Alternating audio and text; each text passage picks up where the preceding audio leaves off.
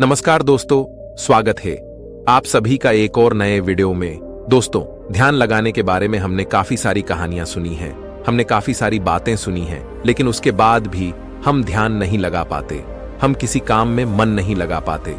आखिर ऐसा क्यों होता है और ऐसी क्या वजह है जिस कारण जब भी हम कोई कार्य करना शुरू करते हैं तो हमारा मन भटकने लगता है, हमारे मन में तरह तरह के विचार चलने लगते हैं और हम उस कार्य पर ध्यान ही नहीं लगा पाते। तो अगर आप भी इस समस्या से जूझ रहे हैं तो आज की जो कहानी है ये आपके लिए बहुत ही महत्वपूर्ण होने वाली है। तो इस कहानी को अंत तक जरूर देखिएगा। इस कहानी में हम आपको कुछ ऐसे तरीके बताने वाले हैं जिसके माध्यम से आप किसी भी कार्य को मन लगाकर कर सकते हैं और आपका ध्यान भी प्रति सेकंड गहरा होता जाएगा। दोस्तों, एक समय की बात है, एक नगर में एक बहुत ही प्रसिद्ध गुरुवर रहा करते थे। वह बहुत ही विद्वान और बहुत ही ज्ञानी थे। लोग उनके पास अपने समाधान के लिए बहुत दूर दूर से आया करते थे और उनके आश्रम में उनके कई शिष्य भी उनके साथ रहा करते थे। एक दिन की बात है, वह अपने आश्रम में टहल रहे थे कि तभी उन्होंने देखा कि उनका एक शिष्य संस्कृत के कुछ लोगों को एक पन्ने से दूसरे पन्ने पर उतारने का प्रयास कर रहा था, लेकिन बार बार गलती होने के कारण उसे वह सारा काम दोबारा शुरू करना पड़ रहा था। कई बार प्रयास करने के बाद आखिरकार वह थक गया और हार मान ली। तभी उसकी नजर उन गुरुवर पर पड़ी। जब उस शिष्य ने उन गुरु को देखा तो उन्हें प्रणाम किया और अपनी समस्या बताते हुए वह उन गुरुवर से कहता है, हे गुरुवर, मैं करीब 2 घंटों से नए पन्ने पर उतारने की कोशिश कर रहा हूं, लेकिन बार बार न जाने क्यों मुझसे गलती हो जा रही है, न जाने क्यों बार बार मेरा मन भटक जा रहा है। मैं हर बार अपने मन को साधने की कोशिश कर रहा हूं, लेकिन बार बार मुझसे कोई ना कोई गलती हो ही जा रही है और इसी कारण मुझे बार बार यह काम एक नए सिरे से शुरू करना पड़ रहा है। आखिर ऐसा क्यों हो रहा है? इसका जवाब देते वह गुरुवर अपने उस शिष्य से कहते हैं, भंते, ऐसा केवल ध्यान की कमी के कारण होता है, क्योंकि एक साधारण इंसान अपने मस्तिष्क की 99% ऊर्जा को यूं ही व्यर्थ कर देता है। इसी कारण उसका मन किसी भी कार्य में नहीं लग पाता और यही वजह है कि उनसे बार बार गलतियां होती रहती हैं और वह चाहकर भी उन गलतियों को सुधार नहीं पाते और वहीं पर एक सधा हुआ मन इन कार्यों को बड़ी सरलता और सहजता से कर लेता है और इसके पीछे भी कई कारण हैं। तभी वह शिष्य उन गुरुवर से कहता है, कौन से कारण है गुरुवर? तभी वह गुरुवर अपने उस शिष्य से पहला कारण बताते हुए कहते हैं, भंते, आप लिखते वक्त जरूर किसी और घटना के बारे में सोच रहे हो। इस पर वह शिष्य हाँ में सर हिलाते हुए कहता है, जी गुरुवर, आपने बिल्कुल सही कहा। आज सभी शिष्यों की छुट्टी है और सभी अपने अपने कामों से बाहर गए हैं, लेकिन मुझे यह काम मिला है और मुझे इस काम को पूरा करना है। शायद यही कारण है कि मैं ठीक से मन नहीं लगा पा रहा। तभी वह युवा शिष्य उन गुरुवर से कहता है, हे गुरुवर, यदि हमारा मन कहीं ना लगे और हम किसी भी कार्य को सही ढंग से ना कर पाए तो ऐसी स्थिति में हम अपने ध्यान को कैसे बढ़ा सकते हैं? इसका जवाब देते हुए वह गुरुवर अपने उस युवा शिष्य से कहते हैं, भंते, मैं तुम्हें कुछ ऐसे तरीके बताने जा रहा हूं जिन्हें यदि तुम ध्यान में रखोगे तो तुम अवश्य ही अपनी ध्यान शक्ति को बढ़ा पाओगे और तुम किसी भी कार्य में गहराई से मन लगा पाओगे। आगे गुरुवर सबसे पहला तरीका बताते हुए कहते हैं, भंते, जब भी तुम्हारा मन किसी कार्य में ना लगे तो सबसे पहले सांसें लो और गहरी सांसें छोड़ो।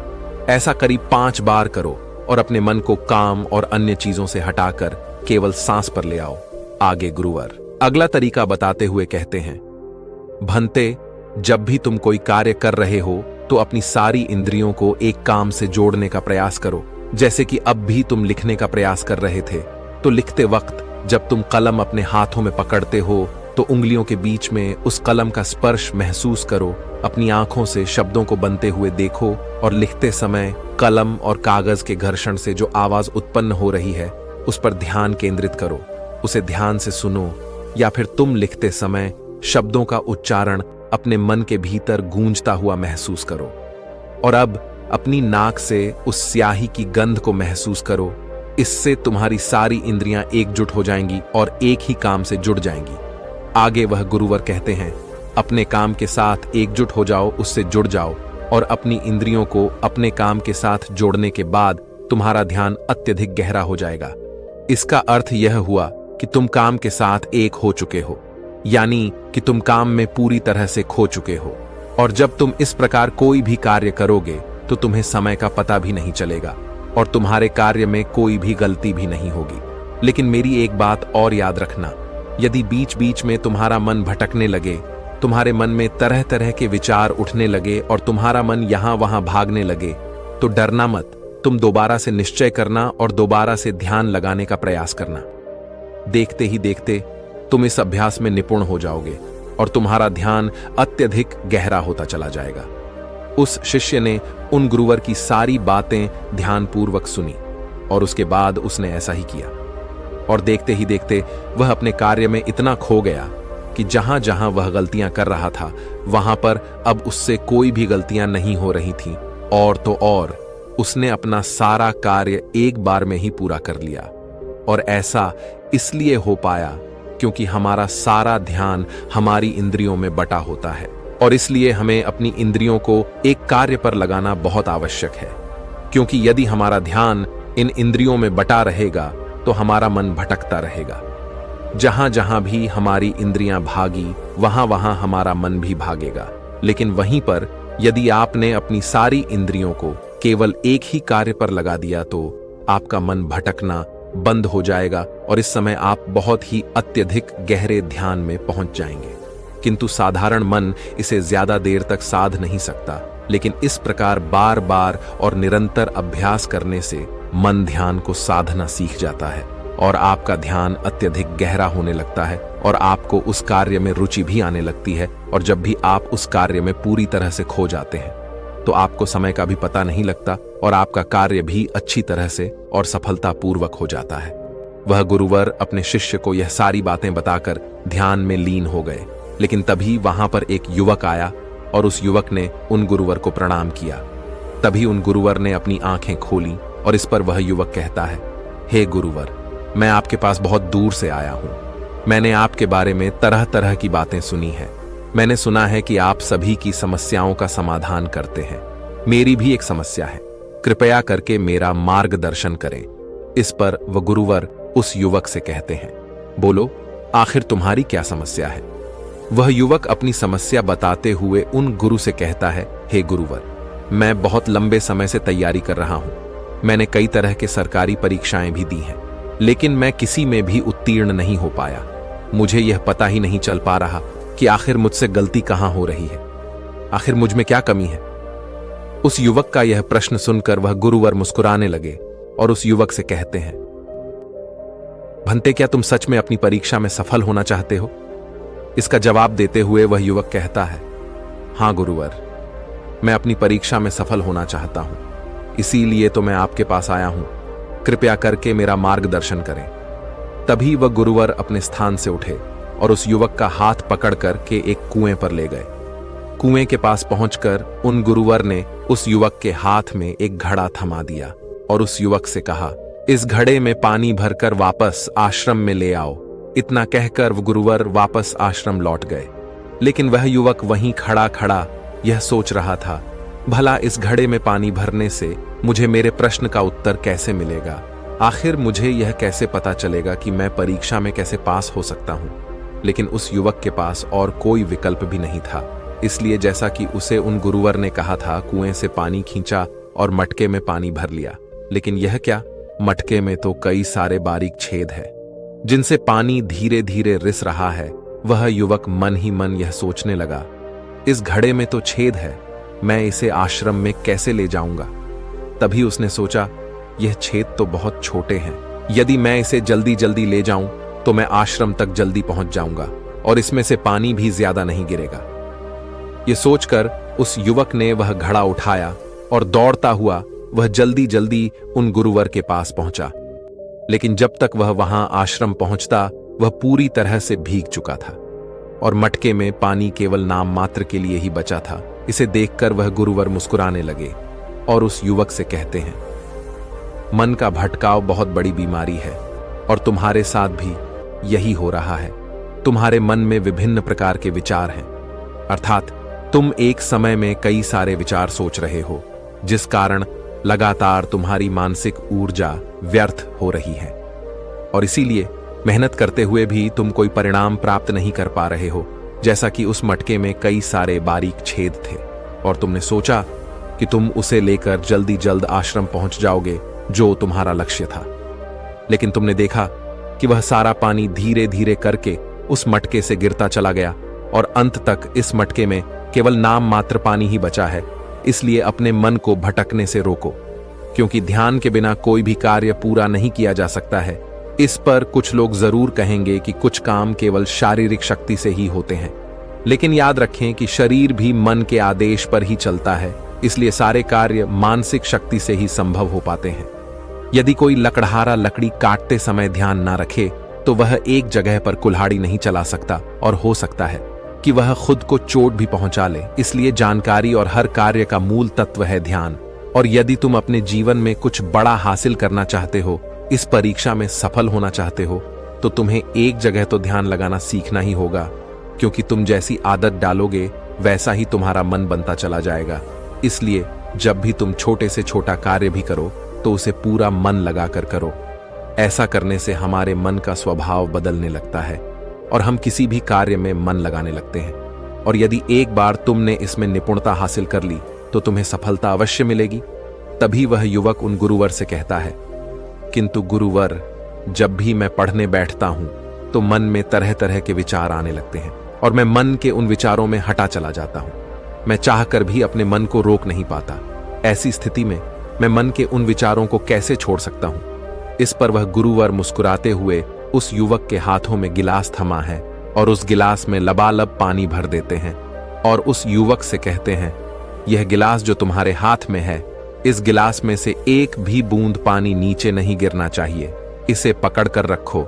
इस पर वह युवक कहता है, लेकिन कब तक? इसके जवाब में वह गुरुवर उस युवक से कहते हैं, जब तक यह गिलास मैं तुम्हें नीचे रखने के लिए ना कहूं। उस युवक ने उन गुरुवर की बात मान ली और तत्परता के साथ गिलास लेकर वह खड़ा हो गया।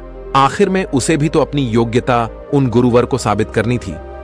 शुरू में सब कुछ ठीक चल रहा था, लेकिन कुछ ही देर बाद उसके मन में तरह तरह के विचार उठने लगे और यह सोचने लगा, आखिर यह सब करने से भला क्या होगा? मैं चाहे कितनी भी कोशिश कर लूं, लेकिन मेरा मन मेरे बस में नहीं आने वाला। मैं उस पर नियंत्रण नहीं साध सकता। मैं कभी नहीं बदल पाऊंगा। ये सोचकर वह लड़का मन ही मन असहज होने लगा। वह लगातार कोशिश करता रहा, लेकिन अब उसके शरीर के हिलने से बार बार पानी गिलास से नीचे गिर रहा था और जमीन पर फैल रहा था। ये देख वह गुरुवर उस युवक से कहते हैं, बेटा, जब तक तुम्हारा मन शांत था तब तक पानी की एक बूंद भी गिलास से नीचे नहीं गिरी, लेकिन जैसे ही तुम्हारे मन में तरह तरह के विचार उठने लगे, तुम्हारा शरीर भी वैसी ही प्रतिक्रिया देने लगा और तुम्हारे शरीर की प्रतिक्रिया देने के कारण गिलास से पानी नीचे गिरने लगा और जमीन पर फैलने लगा। आगे और गुरुवर उस युवक को समझाते हुए कहते हैं, बेटा, जैसे गर्म लोहे पर हथौड़ी की चोट पड़ती है तो वह एक नया आकार लेता है, ठीक उसी तरह से एक विचार छोटे हथौड़े के जैसा होता है, जिसकी चोट से इंसान का शरीर, व्यक्तित्व और मन आकार लेने लगता है। अर्थात तुम्हारा यह मन ग्लास में पानी की तरह है और यह बहुत आसानी से भटक जाता है, विचलित हो जाता है। यदि तुम चाहते हो कि ग्लास में भरा हुआ यह पानी शांत रहे, तो इसके लिए तुम्हें अपने मन को शांत रखना होगा। इसके बाद गुरुवर उस युवक को कहते हैं, अब इस ग्लास को एक बार फिर से पकड़ो और अपना सारा ध्यान अपनी सांस पर ले आओ। सांसों को अपने पेट में, सीने में आता जाता महसूस करो। हाथ में जो दर्द है, जो असहजता हो रही है, उसे जाने दो। मन में जो विचार आ रहे हैं उन्हें जाने दो। खुद को यह याद दिलाओ कि तुम मन नहीं हो, बल्कि मन को देख रहे हो। तुम सांस भी नहीं हो, तुम सांस को देख रहे हो। ऐसा याद करने से विचार आकर चले जाएंगे, लेकिन तुम्हें विचलित नहीं कर पाएंगे। थोड़ी देर तक वह लड़का यूं ही अभ्यास करता रहा और अब तक पानी के उस गिलास से एक भी बूंद पानी नीचे जमीन पर नहीं गिरी। यह देखकर वह गुरुवर मुस्कुराए और उस युवक से कहते हैं, बेटा, बस अब यही अभ्यास अपने काम और पढ़ाई में करना। इससे मन धीरे धीरे शांत होने लगेगा। फिर कोई भी बड़ी चीज हासिल करना मन के लिए स्वाभाविक हो जाएगा। इस प्रकार तुम किसी भी बड़े से बड़ा लक्ष्य को हासिल कर सकते हो। और यदि तुम किसी परीक्षा में सफल भी होना चाहते हो तो यह भी तुम्हारे लिए बहुत सहजता से हो जाएगा। इतना कहकर वह गुरुवर शांत हो गए और वह युवक भी यह समझ चुका था कि आखिर वह इतने सारी परीक्षाएं देने के बाद भी अब तक सफल क्यों नहीं हो पाया। उसने उन गुरुवर को प्रणाम किया और वापस अपने घर लौट आया। दोस्तों, इस कहानी से हमने कई सारी महत्वपूर्ण बातें सीखी हैं। चलिए एक एक करके उनके बारे में जानते हैं।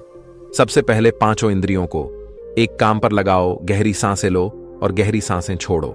ध्यान सांस पर ले आओ और बाकी सारी चीजें छोड़ दो। दूसरी बात, सभी इंद्रियों को केवल एक काम से जोड़ो। कान, आंख, नाक, स्पर्श, हर तरह से काम से जुड़ जाओ, उस काम में एक हो जाओ। तीसरा, यदि ध्यान टूट भी जाए तो इसमें घबराने की कोई जरूरत नहीं। एक बार फिर निश्चय करो और दोबारा से प्रयास करो। दोबारा से अपने काम में पूरी तरह से मग्न होने का प्रयास करो। धीरे धीरे ध्यान गहरा होता चला जाएगा और आप किसी भी कार्य में पूरी तरह से मग्न हो जाएंगे। जब ऐसा होगा तब आप वह कार्य बड़ी सरलता और सहजता से पूरा कर लेंगे। इस बीच जो समय लगने वाला है उसका भी अंदाजा आपको नहीं लग पाएगा और साथ ही ना तो वह काम आपको बोझ लगेगा और ना ही आप उस काम को करने में उबाऊ महसूस करेंगे।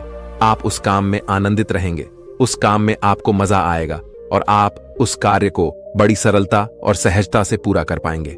दूसरी बात जो हम इस कहानी से सीखते हैं वह यह है कि हर जानकारी और हर कर्म का मूल तत्व है ध्यान। हमें ऐसा लगता है कि मन के छोटे मोटे भटकाव से कोई फर्क नहीं पड़ता, लेकिन बिना ध्यान के कोई भी कार्य संभव है ही नहीं। आपने कभी ना कभी तो यह महसूस किया ही होगा कि जब आप कोई पढ़ाई कर रहे हैं या कोई जरूरी काम कर रहे हैं, उसी दौरान आपके फोन में कोई नोटिफिकेशन आ जाता है, आपका मन तुरंत ही यह कहता है कि चलो एक बार वह नोटिफिकेशन देख लेते हैं, आखिर उसमें ऐसा क्या है। और जैसे ही आप वह नोटिफिकेशन देखने जाते हैं, आपका पूरा ध्यान उस स्मार्टफोन में लग जाता है और आपका अधिकांश समय उसी में बीत जाता है। लेकिन जब आपको यह एहसास होता है तब तक बहुत देर हो चुकी होती है। तीसरी बात, स्वीकार करो और जाने दो। जैसे गर्म लोहे पर हथौड़े की चोट से वह आकार लेता है, ठीक उसी प्रकार से मन के विचार भी एक हथौड़े की भांति है और उनकी चोट से इंसान का शरीर, व्यक्तित्व और मन आकार लेता है। आपने यह भी जरूर देखा होगा कि जब हमारे मन में सकारात्मक विचार होते हैं तो हम बहुत ही पॉजिटिव, अच्छा और हल्का महसूस करते हैं।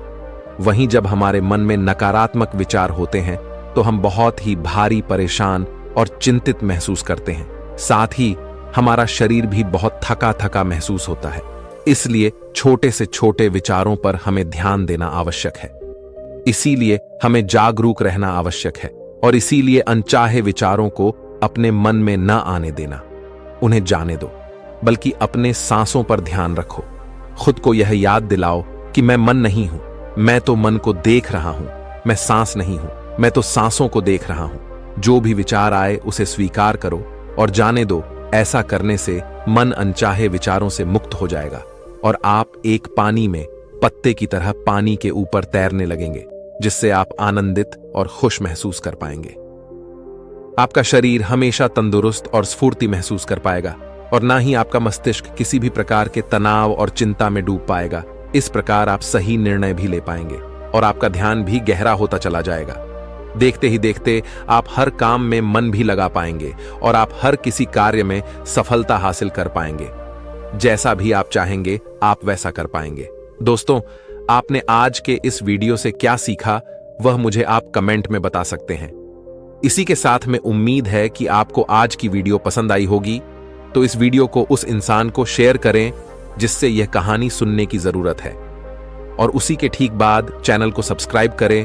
तो चलिए फिर मिलते हैं ऐसी एक और नई वीडियो में एक नए मैसेज के साथ। तब तक के लिए अपना ख्याल रखें। धन्यवाद और नमो बुद्धाय।